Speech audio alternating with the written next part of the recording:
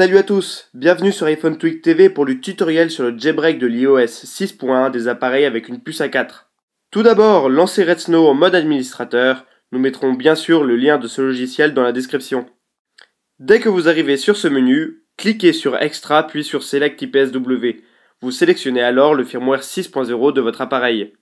Redsn affiche alors un message, vous cliquez sur OK puis sur Back et enfin sur Jailbreak. Une procédure pour préparer le jailbreak se met alors en place. Dès que celle-ci est terminée, vous atterrirez sur cette page où il faudra cliquer sur Next. Il vous faudra alors éteindre votre appareil.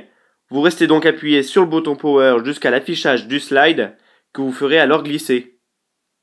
On retourne alors sur Redsn et dès que votre iDevice est éteint, vous appuyez sur Next. Vous restez alors appuyé pendant 3 secondes sur le bouton Power, puis sans relâcher le bouton Power, vous appuyez 10 secondes sur le bouton Power et le bouton Home. Et enfin, vous restez appuyé uniquement sur le bouton Home pendant une dizaine de secondes. Dès que Redsn reconnaît votre appareil, vous lâchez tout, et des lignes de commande et plusieurs écrans s'afficheront sur votre iPod. C'est normal, ne stressez pas et surtout ne débranchez rien. Voilà, mon iPod a redémarré, mais si je déverrouille et que je cherche l'icône de Cydia, je ne la trouve pas. C'est parce que c'est un jailbreak semi-untouched, j'ai donc besoin de redémarrer mon appareil avec mon ordinateur. On sera alors dans Redsn, dans la section Extra, et on va cliquer sur Just Boot. Vous cliquez sur Just Boot et là il va falloir éteindre votre appareil. Donc on se rend sur l'appareil, on reste appuyé sur le bouton Power jusqu'à l'affichage du slide et quand il s'affiche, on slide pour éteindre l'iPod. Dès que celui-ci est éteint, on clique sur Next dans Redsn, puis on met notre appareil en mode DFU en effectuant les mêmes manipulations que tout à l'heure.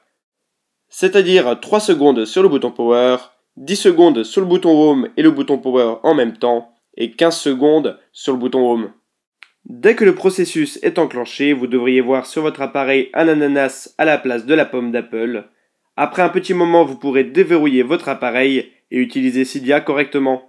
Vous choisirez alors le type d'utilisateur que vous êtes et vous pourrez utiliser les paquets et les sources de Cydia sans aucun problème. Si vous souhaitez redémarrer votre appareil avec votre ordinateur plus tard, refaites la dernière étape. N'hésitez pas à dire dans les commentaires ce que vous pensez de ce tuto. En tout cas, nous vous disons à bientôt sur iPhone Tweak TV et iPhone Soft TV. Salut!